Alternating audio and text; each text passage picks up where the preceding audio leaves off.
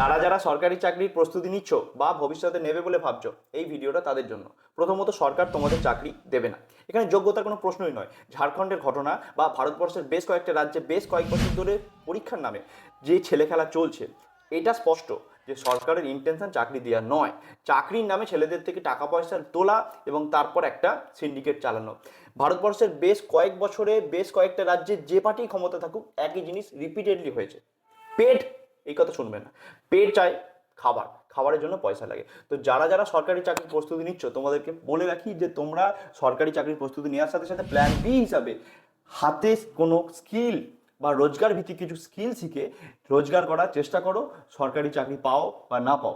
এবং আগে আমাদের যেমনটা হতো যে যারা গরিব ঘর থেকে থাকতো, তারা ভাবতো যে পড়াশোনা শিখে পরিশ্রম করে সরকারি চাকরি করবো, নিজেদের ভবিষ্যৎ পরিবর্তন করব। এখন আর সেই দিন নেই। তো যত দ্রুত তোমরা এই সত্যটা বুঝে যাবে এবং রোজগার ভিত্তিক স্কিল শিখে রোজগার করার চেষ্টা করবে, তত তোমাদের জন্য মঙ্গল। এ প্রসঙ্গে তোমাদের মতামত কমেন্টে অবশ্যই জানাও। প্রতিবাদ জারি থাকবে।